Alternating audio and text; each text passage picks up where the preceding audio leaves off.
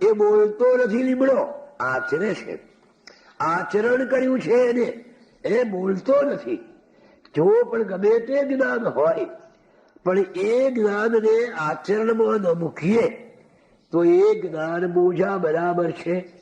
એટલે જ બાપજીએ ગાયું કે પોથા પઢી પંડિત ભયો અને ખોલો વહી ચંદન મુઓ, મોહે ખજાનો જે ભર્યો અન્યને તે સાંપડ્યો. તમે જીવનમાં આચરણમાં નહીં મૂકો. ગધેડાની ઉપર ચંદનના લાકડા ભર્યા છે, પણ ગધેડો એ ચંદનનો લાભ લેતો નથી. એની સુગંધ તો બીજા જ લે છે, એને તો ભાર જ આવવાનો. તેમ જ્ઞાન મેળવીને એનો જે આચરણમાં ન મૂકીએ તો એ પણ એક બોજો છે, એ પણ ભાર છે. જ્ઞાનમ ભાર ક્રિયામ વિના. આચરણમાં મૂક્યા સિવાયનું જ્ઞાન એ ભાર છે. ઈશ્વરે પણ એ જ વાત કરી છે કે knowledge without putting into action is burden. જે જ્ઞાન તમે આચરણમાં ન મૂકો એ તમારો બોજો છે. કેવી સંતોની વાણી કેવી સરખી જાય છે, કેવી સામ્યતા છે. સત્ય સરખું જ હોય. હા ભાઈ, બોલ પછી લીમડો નમે તે પ્રભુને ગમે, નમ્ર બને છે જે સાચી સેવા સંતની કરી શકે છે. તે જે નમ્ર બને એ જ સંતની સેવા કરે. સેવા કરવા માટે પણ સમજણ જોઈએ, લાયકાત જોઈએ. સમજણ વગરની સેવા ઘણી વાર કુસેવા બની જાય. હા, મારે સેવા કરવા માટે પણ લાયકાત મેળવવી પડે. મને વિચાર આવે છે કે હું બધા દર્દીઓની સેવા કરું, પણ ડાક્ટરીનું મને જરાય જ્ઞાન નથી, તો કેપાની સેવા કરું? એવી દવા ખોટી આપી દઉં, બે ચાર મરી જાય તો શું દશા થાય? એ સેવા નથી, પણ કુસેવા છે. મારામાં સેવા કરવા ઉચકવાની તાકાત નથી. મારું શરીર અશક્ત છે, વૃદ્ધ બિચારો પડે છે, લાય એને ઉભો કરવો. તાકાત નથી. શક્તિ વગરની સેવા એ પણ કુસેવા થઈ જાય. એટલે પેલા વૃદ્ધને ઉભા કરવા ગયા, આપણામાં તાકાત તો છે નહીં, આપણે પડ્યા એ બીજી વખત પડ્યો બિચારો, એને હડકો ભાગ્યો આપણે. એ સેવા કુસેવા છે.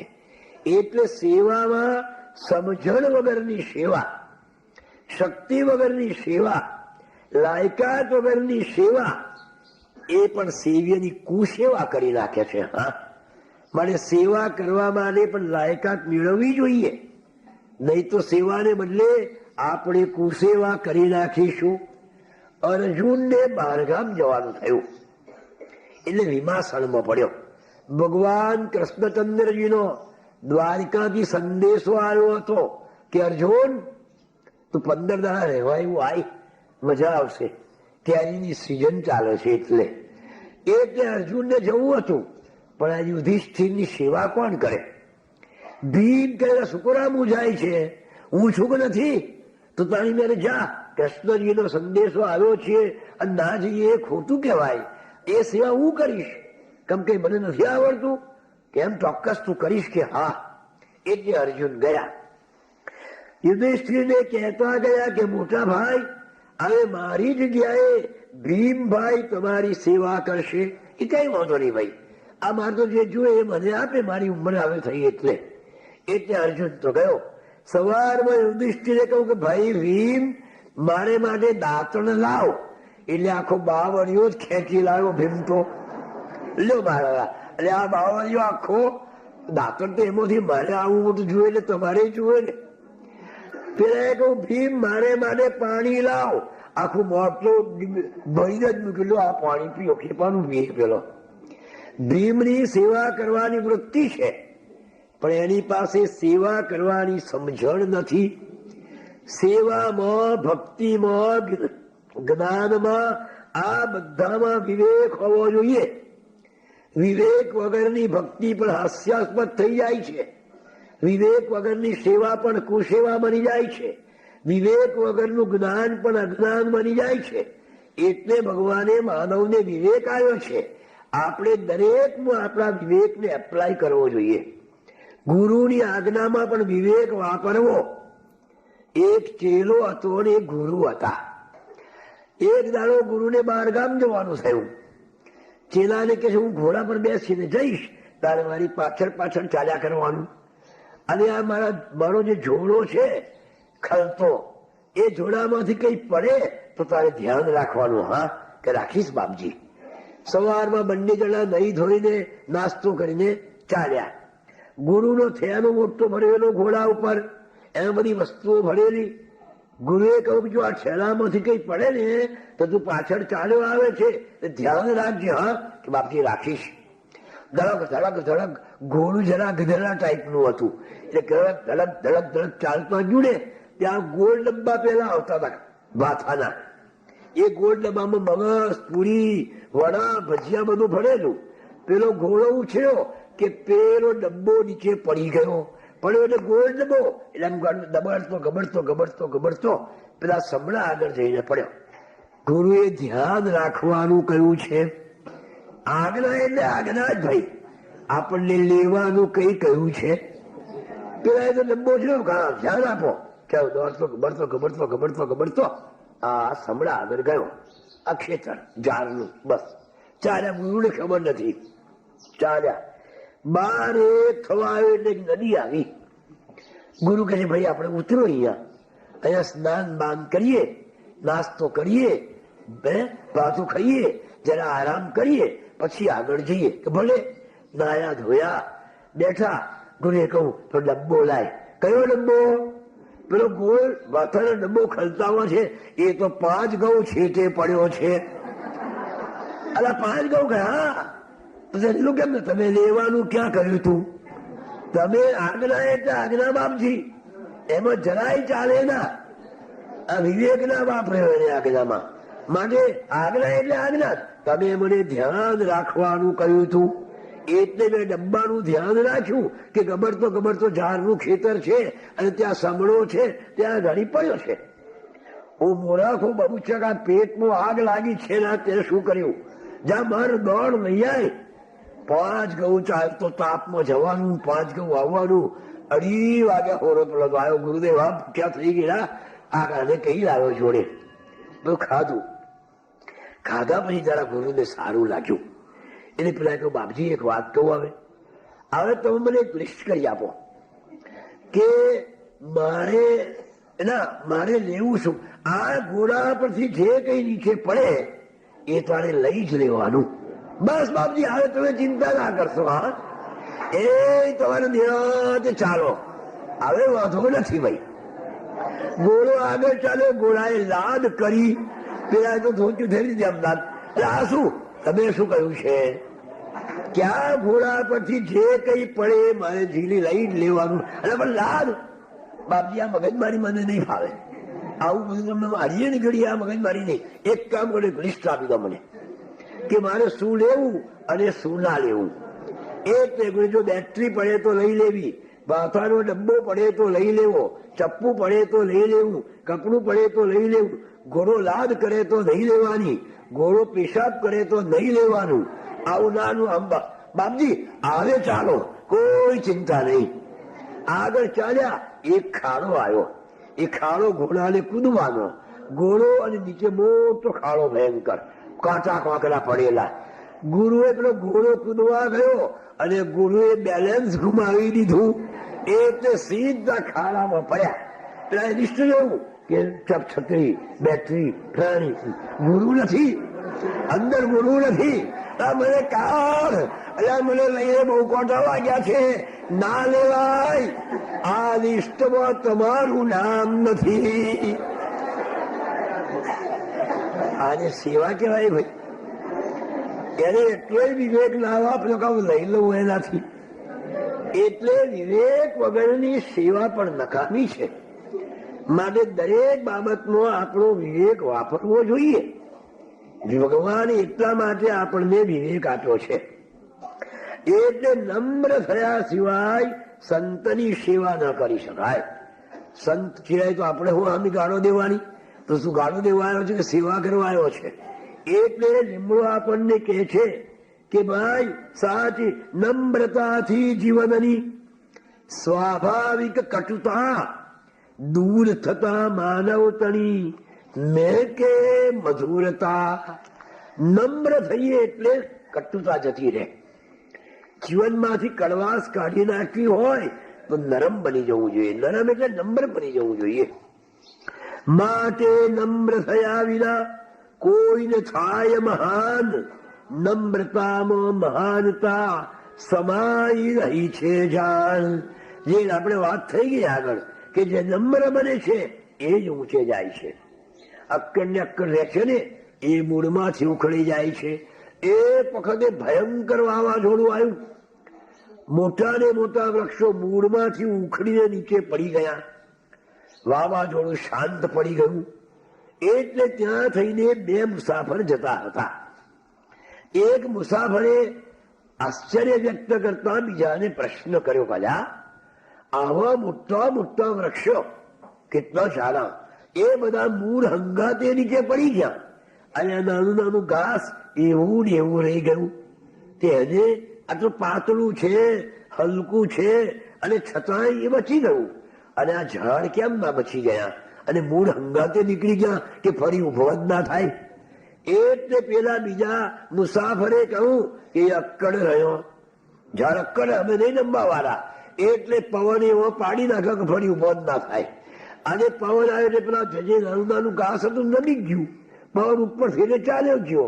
પવન ગયો એટલે પાછો ઉભો થઈ ગયો. એ નમ્ર છે ફરી મહાન બની શકે છે. માટે નમ્ર બનવું જોઈએ. આવી રીતે નમ્ર થઈ અવધૂતની સેવાનો કરનાર, કડવો લીમડો થઈ મીઠો દઈ રહ્યો પડકાર. ભક્તો આજે હરી કરી પૂજન વંદન, પ્રદક્ષિણા પ્રેમે કરી કરે જીવનની જધન્યો. આ અવની પર જ્યાં સુધી નારેશ્વરનું નામ રહેશે ત્યાં સુધી મોદિસમ નિમ્બ વૃક્ષ આમ. જ્યાં સુધી નારેશ્વરનું નામ રહેશે ત્યાં સુધી આ મોદી જેવો લીમડો પૂજાશે યુગ યુગ સુધી. સ આદર સત્કાર બોધિ વૃક્ષ સમ લીમડા, વંદન તને હજાર. અલખજી પણ લીમડાને વંદન કર્યા અને પછી આગળ ચાલ્યા કે ભાઈ એવો આ લીમડો હતો કે જેની નીચે ગુરુ મહારાજે બેસીને જ્ઞાન અને વાણીનો પ્રવાહ રહેવડાવ્યો અને એ કટુતા છોડીને નિષ્ઠ બન્યો. અક્કડતા છોડીને એ નિમ્ર બન્યો. આ રીતે અનુષ્ઠાન નારેશ્વરના વિશે અવધૂતનું આગળ વધતું જાય છે. દિવસો વીતતા જાય છે. એક દિવસે અષાઢ મહિનો આવ્યો. અષાઢ મંદી અમાસ. અમાસની ભયંકર રાત્રિ અને વાદળ ખૂબ ચડ્યું છે. થોડો વરસાદ વરસી રહ્યો છે. વચમાં એટલો બધો વરસાદ મેઘાચ્છાદિત ગગનને વરસી રહ્યો વરસાદ. ગરજે ગળનું મેઘને વીજળી ના ચમકાર, તન મનાટ તમરો તનો ચીમરીના ચિતકાર. ચોગંભીની ભોય પર જીણા જંતુ અસંખ્ય. ચોમાસામાં કેટલા બધા જંતુઓ નીકળે. આજે નારેશ્વરમાં ચોમાસામાં જીવડાના જંતુઓ નીકળે છે. આટલી સાફસૂફી થયા પછી તો તે વખતે કેવું હશે એનો વિચાર આપણે જ કરી લેવાનો. તરવર થઈ રહ્યા કિચડમાં જગન્ય. ભયંકર બધા જંતુઓ તરવર થઈ રહ્યા છે. વરસાદના તાંડવમાં પ્રભુ લીલાદભૂત, નિહાળતા કુટી ઓટલે સોતાતા અવધૂત. પેલા કુટીર ને ઓટલે કોથળો પાથરીને હાથનું ઉસીકું ઈંટના ઉસીકા પર માથું મૂકીને સૂતેલા બાપજીને બે જોયા છે. ઈંટનું જ ઉસીકું કરે નહીં તો હાથનું ઉસીકું. એવી રીતે હાથે એક કોથળો પાથરે લીપણ વાળા ઓટલા ઉપર અને એની પણ ઈંટનું ઉસીકું કરે બાપજી સૂતા. વિચાર કરો, અવધૂત કક્ષાએ પહોંચતો પહેલા સંતે કેવી કેવી દેહ દમન કર્યો છે, કેવી કેવી તિતિક્ષા કરી છે, ત્યારે જગતમાં પૂજાયો છે. મેં એ જ વાત કહી કે મૂર્તિને પૂજાતા પહેલા કેટલા બધા ટાંકણાના ઘા સહન કરવા પડ્યા, ત્યારે આજે કેવી પૂજાય છે એમાં દેવત્વ જાગે છે, હજારોનું કામ થાય છે. તો આ બધું મેળવતા આ મૂર્તિને કેટલું વેઠવું પડ્યું છે. તેમ સંતોને અતિશય કષ્ટ વેઠવું પડે છે, પણ એ એને કષ્ટ માનતા નથી. હસતા હસતા એને લે છે. નિહાળતા મેઘ ગર્જના અમોહા સુનતા બ્રહ્મનો નાદ. મેઘ ગર્જના કરે, અવધૂજ્યમાં બ્રહ્મનાદ સાંભળે છે. વીજ ચમકારે નિરખતા બ્રહ્મ જ્યોતિ સાક્ષાત. વીજના ચમકારામાં બ્રહ્મની જ્યોતિ જુએ છે. ઉન્મની નિદ્રા માનતા અર્ધોન્મીલિત નયન પડ્યા હતા નિજ મસ્તીમાં અવધૂત સદા સુચેન. એ મસ્તીથી હાથનું ઉશીકું કરીને પેલા કોથળા ઉપર આટલો બધો વરસાદ વરસે છે. અષાઢ મહિનાની અમાસની કાળી ભયંકર રાત્રિ છે અને મેઘ ગર્જના કરે, વીજળીના ચમકારા થાય, એ જોતા જોતા મસ્તીથી સુતા છે. હવે અનગજી કે છે કે આ ભૂમિના મૂળ માલિક કોણ છે જાણો છો? કાલે વિઠ્ઠલભાઈએ કહ્યું હતું કે વીછી અને સાપ નારેશ્વરમાં બહુ જ હતા. મોર વીછી તો બહુ જ. એ ભૂમિના મૂળ માલિક મોર વીછી હતા ભાઈ. એટલે એ મોર વીછીને લાગ્યું કે આ મારા આવાસમાં વળી આ કોણ પાછો આવી ગયો. મૂળ માલિક આ ભૂમિના હતા વૃશ્ચિક વ્યાલ. તેમાં માનવ જોઈને એક વૃશ્ચિકને જવાલ. ચડી હશે તે થકીવી કરી મનમાં રોષ અપાર. ચડી કુટીરને ઓટલે અવધૂતને તે વાર. પેલા વીછીને ક્રોધ ચડ્યો હશે, તે કુટીરના ઓટલા ઉપર ચડ્યો અને બાપજીની જમણા હાથની આંગળી ઉપર કરીને જોર ડંખ દઈને એ વીછી ભાગ્યો ત્યાંથી ઓર. જમણા હાથની આંગળી પર જોરથી ડંખ માર્યો. આ તો મોર વીછી હતો, કોઈ સામાન્ય વીછી નતા. મોર વીછીના ડંખથી એવો દાહ લાગ્યો કે જાણે સળગતો વલારો ચાપી દીધો હોય. શરીર જાણે અગ્નિમાં બળી રહ્યું હોય એવી અસહ્ય વેદના અવધૂતજીને થવા લાગી. બેઠા થઈ પથારીમાં જેવો ડંખ વાગ્યો અને આગ આગ આગ એટલે બેઠા થઈ ગયા. કરી રહ્યા વિચાર, દાહ અતિશય ડંખનો શો કરવો ઉપચાર. હવે શી ત્યાં દાહ ઠંડો થાય? વીછી મારી ગયો છે, મોર વીછી છે, એનું ઝેર એટલું બધું કે માણસનું મૃત્યુ થઈ જાય. એટલામાં અવધૂતજીના મનમાં વિચાર આવી ગયો કે મેં તો મારું શરીર જે દિવસે આવ્યો તે દિવસે માં રેવાના ખોળામાં મૂકી દીધું છે. માના ખોળામાં સૂતેલા બાળકને શું ચિંતા? માને ચિંતા હોય તેમ પહેલે જ દિવસે કહ્યું કે માં તારા અંકમાં હું તો બેઠો છું, હવે તારે જે કરવું હોય તે કરજે. એટલે મારે આ શરીરની શી ચિંતા કરવાની? માટે રેવા માતની શીતલ ગોદની માય બેસી શાંત કરું હવે ડંખદાહ ક્ષણવાય. માટે મારા શરણે જાઉં. અને એમ વિચારી ઉભા થયા. રેવા તીરે એમ નિર્ભયને મક્કમ લગે ચાલવા લાગ્યા તેમ. કેવી ભયંકર રાત્રિ હતી, અંધારી ઘોર રાત. વરસાદ વરસે, પવન ફૂંકાય, સેંકડો જાનવરો વચવો કચરાય, તરવર તરવર તરવર થતા જીવડા અને તમરા અને કેટલાય જંતુઓ ઝરમર વરસે રે. અને ઘન અંધારી રાત, કંકર કોટા કીચડે વિકટ બની છે વાટ. અને ઓવારો પણ લપસણો થઈ ગયો છે. ચીકણી માટીને લીધે થયો લપસણો ઘાટ. ઘોડા પૂરે ઉછળતું પૂર આવી ઉડે ફાટ. નર્મદાજીમાં એ ભયંકર પાણી આવ્યા છે. અંધારામાં પાણીનો લગે ના કઈ તાગ. કેટલું પાણી છે એનું માપ અંધારામાં જડે નહીં. અમાસની અંધારી રાત હતી. વરસાદ વરસી રહ્યો હતો, પવન ફૂંકાતો હતો. ચક્રવાત સમ ઘૂમતા રેવાની યથાગ. અને રેવાના પાણી આમ ઘૂમ્યા કરે, ચક્કર ચક્કર ચક્કર. સન સન શીતલ પવન, વર્ષા સાથ ફૂંકાય. શીતલ હિમસમ જલ શિખર તન કંપાવી જાય એવો ઠંડો પવન વાય વરસાદ વાતો હોય તારે, અને એ જળના બિંદુ અથડાય તો આપણા શરીરને કંપાવીને જાય, તાળ ચડી જાય.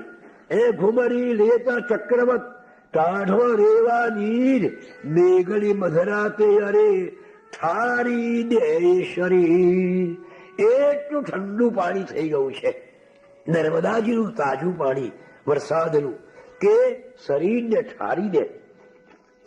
એવા એ રેવાજીના કટીભર પાણીમાં વિચાર તો કરો કે બાપજી એકલા આવા રસ્તાઓ પર થઈને કોટા કોકરા કિચડ, કેટલાય કોચરો ને ખિસકોલો ને પરવર થતા જંતુઓ એ બધાની ઉપર થઈને ચાલ્યા, રેવાજીના ઘાટમાં આવ્યા, ના કિનારે આવ્યા, કટી સુધી પાણીમાં ગયા.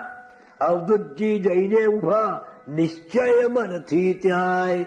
કેટલી એની નિર્ભયતા છે, ભય તો જેને હતો જ નહીં, ભગવાનને શરીર સોંપી દીધું છે, પછી એને રાખવું હશે તો રાખશે. નાહમ દેહ એ બોલવાનું સહેલું છે, પણ એનું આચરણ અવધૂત જેવો કોઈ જોગી કરે અને એ જયારે જાણીએ ત્યારે આપણને આશ્ચર્ય થઈ જાય છે. એટલે શું કર્યું અવધૂતજીએ? આટલા કેળ સુધી પાણીમાં ગયા, વૃશ્ચિક ડંખી આગળી મોડી રેવાની, માત નર્મદા ને પછી પ્રાર્થે પોતે ધીર. જે આંગળીએ વિક્ષી કરડ્યો હતો એ આંગળી માં નર્મદાના પાણીમાં બોળી દીધી, અને અવધૂતજી માં નર્મદાની પ્રેમથી પ્રાર્થના કરવા લાગ્યા કે રુદ્ર દેહા નર્મદા વંદો વારંવાર, વ્યાલ વૃશ્ચિક ભીષણે સદા શાંત કરનાર. રેવાના નીર વ્યાલ અને વૃશ્ચિકના ઝેરને શાંત કરનારા છે. આગળ ઘણા પ્રયોગો આવશે. બાપજીએ રેવાના પાણીથી કેટલા દર્દ મટાડ્યા છે એ આગળ આવશે ત્યારે ખ્યાલ આવશે કે રેવાના જળમાં કેવી શક્તિ છે. મેં તો તારા અંકમાં મૂકી છે મુજકાય, માર તાર સોંપ્યું તને જય જય નર્મદા માય. માં મેં તો હું જે દિવસે આવ્યો તે દિવસે મારું શરીર તને સોંપી દીધું છે. મારવો હોય તો માર, જીવાડવો હોય તો જીવાડ. એ પ્રાર્થના કરે છે. આવી કરી જ્યાં પ્રાર્થના થયો ચમત્કાર, વિછી ડંખનો દાહ શાંત થયો તે વાર. એકદમ વિછી ઉતરી ગયો, શરીર ઠંડ પડી ગયું. જે અગ્નિની જ્વાળાની માફક જણે બાળે અગ્નિના ધારા જેમ ચંપાતા હોય એવો દાહ થતો હતો, એ દાહ શાંત થઈ ગયો. વિછી ડંખનો દાહ શાંત થયો તે વાર. પીડા સૌ ગાયબ થઈ, જે પીડા ચાલતી હતી એ પીડા ખલાસ થઈ જતી રહી. શાંત થયું શરીર, અવધૂત મને હિલોડ્યું જેવા રેવાની. જેમ રેવામાં નીર હિલોડે ચડ્યા હતા એમ અવધૂતજીનું અંતઃકરણ પણ આનંદના હિલોડે ચડ્યું. એ છલકાતા દઈને જોડી બંને હાથ, અવધૂતજી ગરજી રહ્યા જય જય નર્મદા માત. આંખમાં આંસુ સાથે કે માં તું મારી કેટલી કાળજી રાખે છે એવો વિચાર કરતા અવધૂતજી માં નર્મદાને વંદન કરી રહ્યા, અને પોતાનો દાહ શાંત થઈ ગયો. આનંદનો હવે પાર નથી. અલગ કહે સુન શિષ્ય નારેશ્વર મોઆમ, કઠન તપસ્યા કરી રહ્યા અવધૂતજી અવિરામ. એવી કઠન તપશ્ચર્યા કરી રહ્યા છે. ભૂખ તરસે એને નહીં, નહીં ભયને નહીં ક્લેશ, નિજાનંદની મસ્તીમાં સદાય ભાવાવેશ. આવી જે અવસ્થા થઈ જાય તારે એને ઈશ્વર દર્શન દૂર ના હોય. પોતાનો ભૂતકાળ ભૂલી ગયા કે હું પાંડુરંગ વડાને ગાંધીજીની સાથે બેસનારો રહેનારો, હું આવો, હું BA થયેલો, મેં આવી આમાં બુકો લખી, હું આવું મહાન પ્રખ્યાત, આ બધું જ ભૂલી ગયા. ભૂલે ને એ જ ભગવાનને મેળવે ભાઈ. આપણે તો બધું યાદ કરીએ છીએ, મેં આમ કર્યું, મેં તેમ કર્યું, આમ કર્યું, પણ આ તો ભૂલી જ ગયા. ભૂતકાળ ભૂલી ગયા અને ભવિષ્યનો વિચાર વર્તમાને મોદથી કરવા લાગ્યા વિહાર. બસ વર્તમાનમાં આનંદ રહેવા લાગ્યા. એક દિવસ અવધૂતજી સગડી સળગાવીને પોતાની ભિક્ષા કરવા માટે ગયા, બનાવવા માટે. પેલા ડબ્બા ઉઘાડ્યા તો લોટ નથી, ચાલો ચોખા તો એ હતા જ નહીં. બીજો ઉઘાડ્યો, ઘી નથી, આ નથી. પેલે એક નવટાક માત્ર આટલી મગની દાળ પડી છે. અવધૂતજીએ કહ્યું ચાલો આનંદ છે. નવટાક મગની દાળ હાથમાં લઈ ઉકાળીએ દાળને, તેનું પાણી એમ પીને દિવસ વિતાવ્યો ખૂબ ધરીને પ્રેમ. નવટાક મગનું પાણી, એ મગની દાળનું પાણી ઉકાળી એ પાણી પી લીધું. આનંદ થઈ ગયો. આખો દિવસ કાઢી નાખ્યો. આપણે તો એક 11 કરી હોય, કાલની મારે 11 છે, હું કાલનો ભૂખ્યો છું, કાલની મારે 11 છે, 1.5 શેર ફરાર કરી હોય તો હોય. આ તો જુઓ કેવી તપશ્ચર્યા છે. પણ અવધૂત ભૂખ્યો રહે તે પ્રભુજીથી આમ સેવયાયના તે થકી લીલા કરે તમામ. પણ અવધૂત ભૂખ્યો રહે એ ભગવાન કેમ કરીને સહન કરે? બાપજી ઘણી વાર ગમત કરતા કે હું ભૂખ્યો રહું ને એના પેટમાં ખૂંચે છે, એટલે કઈ ને કઈ મને મોકલી આપે, મને ભૂખ્યો જ ના રહેવા દે. હું ભૂખ્યો રહું અને એના પેટમાં દુઃખ થાય છે કે છે અવધૂત ભગવાનના પેટમાં. અને હજુ તો સોજ પડી નથી. તે પહેલા તો કરજણ ગામની એક બાઈ આવી અને એ બાઈ 7 દિવસ સુધી ચાલે. એને 2 ટાણા રંધાય એટલું પાકું સીધું લઈને આવી હતી. દાળ, ચોખા, લોટ, ગોળ, શાક, ઘી બધું લઈને બેન આવી અને 7 દિવસનું સીધું વધીને અને બાપજીને કહેવા લાગી હાથ જોડીને કે ગુરુ મહારાજ મારી આટલી સેવાનો સ્વીકાર કરો. મેં નિર્ણય કર્યો છે જ્યારે પાણી દાળનું ઉકળતું હતું આય ત્યારે પેલી બાઈ અન્ન બોધતી હતી ત્યાંય. જ્યારે પાણી ઉકળતું હતું ત્યારે કરજણમાં પેલી બાઈ સીધાની પોટલીઓ બાંધતી હતી કે લાય નારેશ્વર મહારાજ માટે આજે સીધું લઈ જાઉં. અકલ કળા જગદીશની નિજ સાધકની આમ ખાનપાનની કાળજી રાખે કેવી તમામ. ભગવાન પોતાના સાધકની કેવી કાળજી રાખે છે. હરિના વિસારે તેને હરિના વિસારે. જે ભગવાનને ભૂલતો નથી ભગવાન એને પણ ભૂલતો નથી. હા, જે હરિને વિસારે ના એને ભગવાન પણ વિસારે ના. જુઓ, છોડી સગા સહોદરો, તોડી જગબંધન, નામ દામને કામથી વિમુખ કરીને મન. દામન ભાયો